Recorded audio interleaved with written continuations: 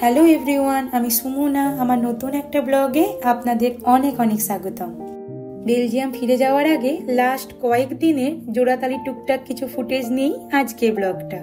কেমন আছেন সবাই? আশা করছি আপনারা সবাই ভালো আছেন, সুস্থ আছেন। লাস্ট কটা সপ্তাহ প্রচুর ঘোরাঘুরি হলো, অসাধারণ কাটলো দিনগুলো। কেমন জানি নির্ঝঞ্ঝাট, টেনশন ফ্রি, স্ট্রেস ফ্রি, নিজের মতো করে, কোনো রকম টাইমিং নেই। এই সুন্দর সময়গুলো চোখের নিমিষেই কেটে গেল। আর দুদিন বাদেই ইন্ডিয়া ছেড়ে আবার বেলজিয়ামে ব্যাক করতে হচ্ছে, ব্যাক টু রিয়েল লাইফ। আবার সেই সংসারে ঝুঁকি, ঝামেলা, গ্রোসারি, টেনশন সব কিছু আবার একসাথে চলে আসবে। আমাদের সবার লাইফ এখন এতটাই ব্যস্ত থাকে, তো আমার কাছে মনে হয় সবারই, প্রত্যেকটা মানুষের, স্পেশালি নতুন মায়েদের যদি সুযোগ থাকে একটা রিফ্রেশমেন্ট উইন্ডো দরকার। সেটা গ্রামে যে হোক, শহরে কোনো কোনায় যে হোক, কোনো প্রিয় মানুষের বাড়িতে গিয়ে হোক, এটা দরকার।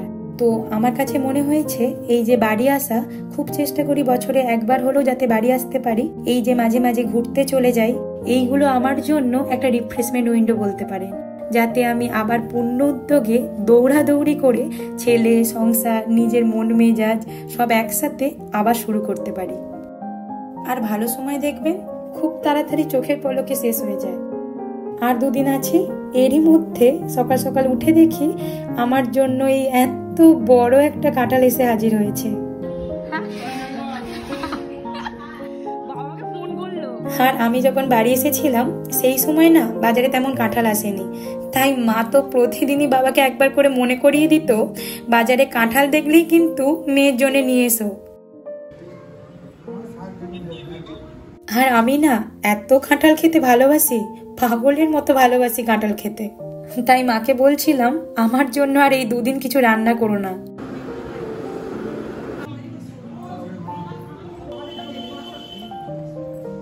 আর এইদিকে আজ আমার শ্বশুর শাশুড়িও এসেছেন। আর আদ্রিকের তো আজ খুব মজা, তার অনিশ দাদাকে পেয়েছে। আর আজ আবার আমার বোনের ছেলেও এসেছে।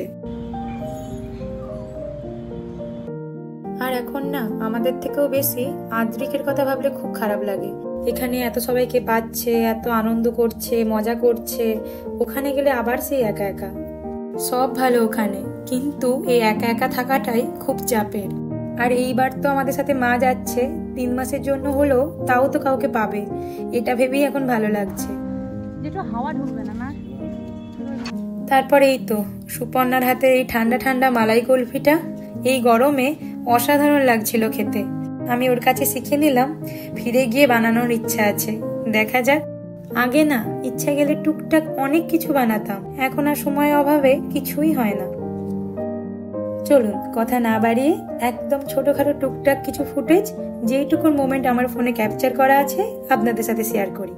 তারপর আমরা একটু বেরিয়েছিলাম, লাস্ট মোমেন্ট, টুকটাক তো কেনাকাটা থাকেই। আর এইদিকে ভাবলাম আদ্রিককে নিয়েই বেরোই, কারণ দেশে আসার পর তো টোটো আর অটো দেখলে চাপার জন্য এমন পাগলামি শুরু করে, ভাবলাম চলে যাওয়ার আগে শেষবারের মতো একবার চেপে নিক। কাজটা সেরে বাড়ি ফিরলাম, আর বাড়ি ফিরে আদ্রিক দেখে উপরে মামু আর দাদা মিলে বল খেলছে, আর অন্যদিকে আবার ও রাজা মামু ডান্স বাজাচ্ছে। বেচারা কোন দিকে যায় এখন।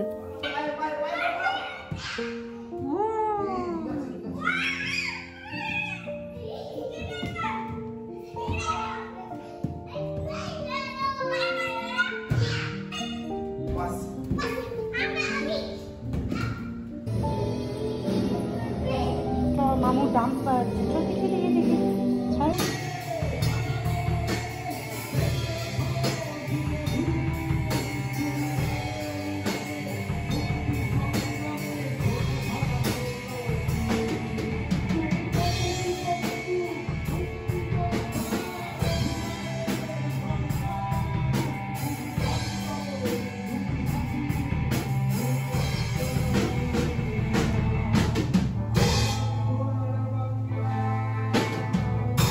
ভাই ডান্সটা খুব শখেতেই বাজায়, আর এখন তো কাজের জন্য সেইভাবে আর টাইমই পায় না। আর আমিও ওকে অনেক বছর পর ডান্স বাজাতে দেখলাম।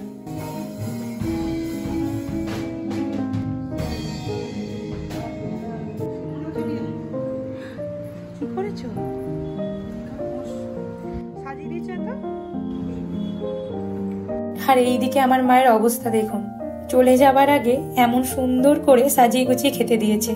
আর এই দেখে তো আমার বোন বলেই দিল ওর আজ বার্থডে নাকি। কি কাণ্ড ভাবুন। আর মা তো আজ দেখছি অনেক কিছু বানিয়েছে। চলুন তাহলে খেয়ে নিই।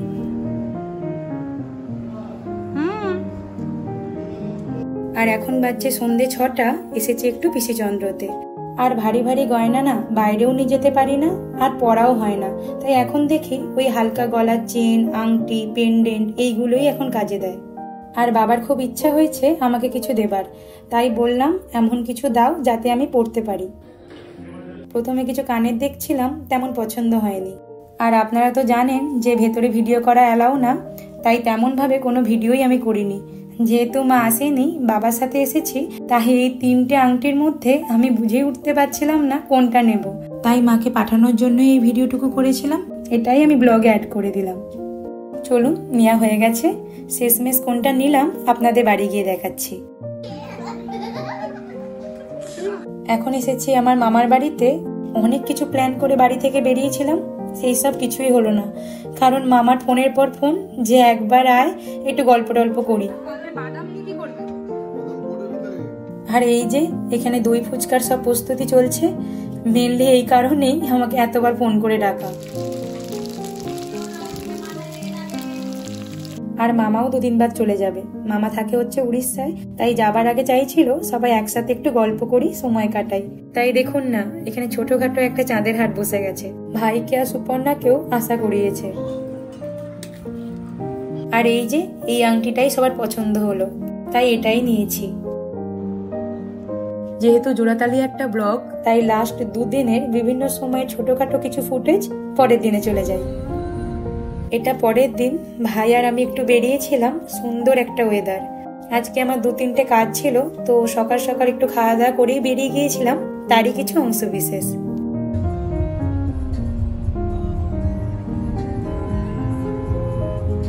আর এই 1 মাস আমার জন্য সবাইকে এত দৌড়াদৌড়ি করতে হয়েছে, স্পেশালি ভাইকে। যাই হোক, আমাদের বাড়ি আসতে আসতে দুপুর। এই দুপুরবেলা ভাইয়ের হঠাৎ এই পিৎজা আর কাবাব খেতে ইচ্ছা গেছে। কিন্তু কোনো দোকানই তো এই ভর দুপুরে এইসব বানায় না। প্রায় 3-4টে দোকান ঘুরে অবশেষে পাওয়া গেছে। আর এসে দেখি বাড়িতেও আজ তন্দুরি হয়েছে। আসলে কয়েকদিন ধরেই ভাইয়ের তন্দুরি খেতে ইচ্ছে গেছে, তাই সুপর্ণা ভেবেছিল কি আজ তন্দুরি বানিয়ে ভাইকে সারপ্রাইজ দেবে। কিন্তু কে জানতো ও নিজেই সারপ্রাইজ হয়ে যাবে। যাই হোক, এত খাওয়া দাওয়ার পর এটার খুব দরকার ছিল। আর এখন বাজছে বিকাল 5টা। আর এই হচ্ছে এখন আমার রুমের অবস্থা। চারিদিকে জিনিসের ছড়াছড়ি। মাকে আগে 6টা ব্যাগ গোছাতে হতো, আজ আবার 8টা। যখন দেশ থেকে ফিরি চেষ্টা করি একটু ইন্ডিয়ান মিষ্টি, মায়ের হাতে ঘরোয়া ঘি, আচার এইসব নিয়ে যাবার। আর তার মধ্যে মা তো আবার চাল ভাজা, চানাচুর, বিস্কুট যা যা রয়েছে সবই দিয়ে দিচ্ছে ব্যাগের মধ্যে। আর কেন জানি না ওখানকার বিস্কুট আমার একদম ভালো লাগে না। আর ওখানে যেসব ইন্ডিয়ান দোকানগুলো আছে সেখানে মোটামুটি সবই পাওয়া যায়। তাও যখন যাই টুকটাক কিছু ইন্ডিয়ান জিনিসপত্র নিয়ে যাওয়ার চেষ্টা করি। যাই হোক, মোটামুটি গোছানো হয়ে গেছে। আর যেইটুকু আছে ওইটুকু মা একাই গুছিয়ে নেবে। এই সুযোগে ভাবলাম আদ্রিককে একবার পার্ক থেকে ঘুরিয়ে আনি। এই তো গুড বয়, চলো। আর আমারও এসে থেকে একবারও আসা হয়নি। আর তার থেকেও বড় কথা, এই পার্কে সুইমিং পুলে আমার মামির মেয়ে সুইমিং শেখে।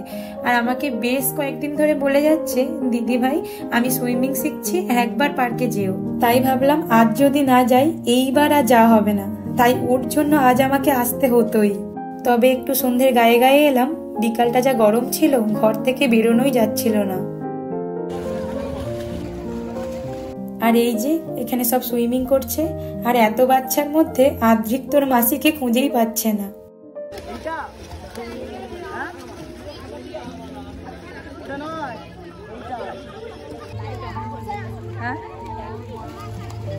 এই তো এবার শ্রাবন্তীর পালা।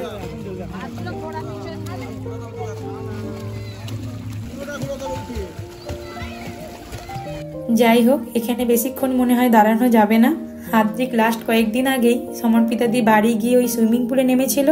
তারপর থেকেই ও এখানে এলেই বলে মাসির সাথে আমি সুইমিং করব।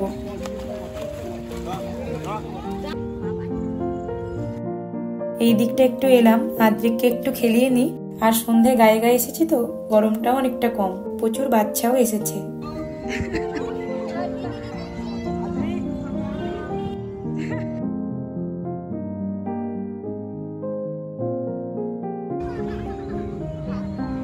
আর তো আজকের দিনটা ও একটু সবার সাথে খেলে নিক।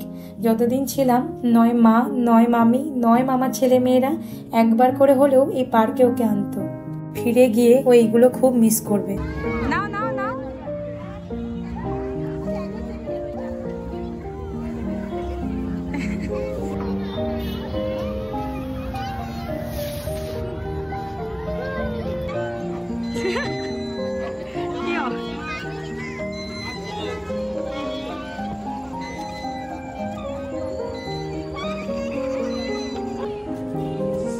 চলুন এবার তাড়াতাড়ি বাড়ি ফিরি। ওইদিকে মা আবার ফোন করেছে, বাড়িতে আমার এক বন্ধু এসেছে। আসলে আমার বন্ধুর মেয়ে আর আদ্রিক হচ্ছে একই বয়সী, ওই 6 মাসের ছোট বড়। আর যখনই বাড়ি আসি ওদের সাথে একবার হলেও আমাদের দেখা হয়, আর এইবারই আমাদের একবারও দেখা করার সুযোগ হয়নি।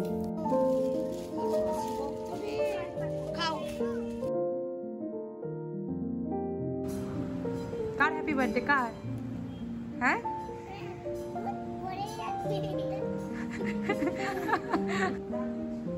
জল খাবি? জল খাবি? হ্যাঁ কাশি হচ্ছে। কই আমি নেব? আমাকে দিবি না? না না আমি একটু নেব। হ্যাঁ একটাও দিবি না? এই যে দেখুন কেমন পাকা বুড়ি হয়েছে। 1 বছর আগে দেখে গেলাম কত ছোট ছিল, দেখতে দেখতে সব কত বড় হয়ে যাচ্ছে। চলো চলো চলো চলো চলো চলো। আর এইদিকে আমার পছন্দের সব খাবারগুলো যাবার আগে শেষবারের মতো খেয়ে নিই। দোকানের এই স্পেশাল আলুর দম আর ঘুগনি, এইগুলো চাইলেও আমি আর ওখানে পাবো না। আজ আর মামার বাড়ি যাওয়ার সুযোগ হয়নি, তাই দেখুন না আমার দাদু আজকেও আমার পছন্দের এই আলুর দম আর ঘুগনি কিনে পাঠিয়ে দিয়েছে।